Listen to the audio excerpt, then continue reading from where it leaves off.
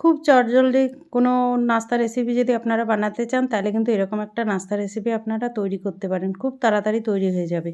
নমস্কার বন্ধুরা, ঝর্ণা ঝুমা কিচেনে সবাইকে স্বাগত। তো এখানে নাস্তাটা তৈরি করার জন্য বাটিতে আমি বেসন নিয়ে নিলাম পরিমাণ মতো ৩ চামচ মতো বেসন নিয়ে নিয়েছি। আর এর মধ্যে এখন টেস্ট হিসাবে দিয়ে দিলাম নুন, দিয়ে দিলাম হলুদ গুঁড়ো আর দিয়ে দিলাম চিলি ফ্লেক্স। সামান্য একটু গোটা জিরে দিয়েছি, আপনারা এখানে আজওয়ানটাও দিতে পারেন। গোলমরিচের গুঁড়ো দিয়ে দিলাম। আর এইখানে দেখেন কিছু সবজি কেটে নিয়েছি, কাঁচা লঙ্কা, টমেটো, ধনেপাতা, পেঁয়াজ আর ক্যাপসিকাম।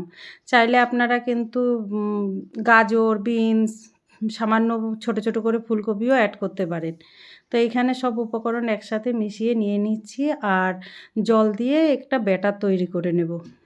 ব্যাটারটা একদম পাতলাও করবেন না, আবার একদম গাঢ়ও করবেন না। তো দেখেন এইভাবে আমি মিশিয়ে নিয়ে নিচ্ছি।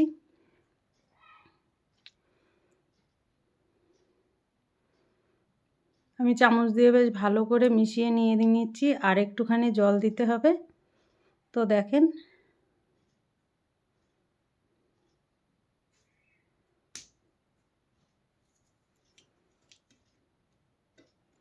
ব্যাটারটা বেশ ভালো করে আমি ফেটিয়ে নিয়ে নিলাম।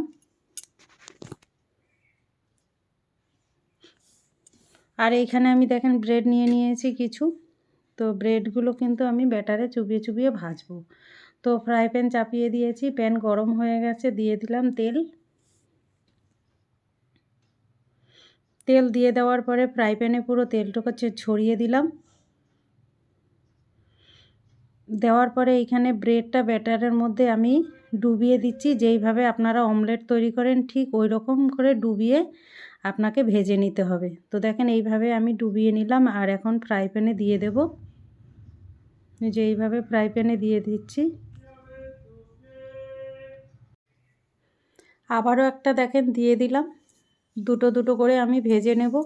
একদম অমলেটের মতো হয়েছে। আর ওপর থেকে একটুখানি দেখেন আমি তেল দিয়ে দিলাম। এক সাইড ভাজা হয়ে গেছে, এখন আমি এটাকে পাল্টে দেব। উল্টে পাল্টে বেশ লাল লাল করে ভেজে নিতে হবে। তো দেখেন এক সাইড কত সুন্দর ভাজা হয়ে গেছে, মনে হচ্ছে না যে এর মধ্যে ডিম নেই। আর খেতে কিন্তু দারুণ লাগে। নিরামিষ দিনে আপনারা চাইলে পেঁয়াজ রসুন না দিয়ে এই রেসিপিটা তৈরি করতে পারেন। তো দেখেন উল্টে পাল্টে আমি ভালো করে ভেজে নিয়ে নিয়েছি আর আমার ভাজা হয়ে গেছে। এখন আমি মাঝখান দিয়ে কেটে নিচ্ছি। দেখেন এইভাবে কেটে নিচ্ছি আর দুটোকেই আমি এইভাবে কেটে নেব। তো আমার এই রেসিপিটা যদি আপনাদের ভালো লাগে তাহলে আমার চ্যানেলটাকে সাবস্ক্রাইব করবেন, লাইক করবেন, কমেন্ট করবেন আর অবশ্যই শেয়ার করবেন। আর আমি যেইভাবে বানিয়েছি এইভাবে বানিয়ে খেয়ে কমেন্ট করে জানাবেন। তো দেখেন আমি এখন প্লেটে নিয়ে নিচ্ছি।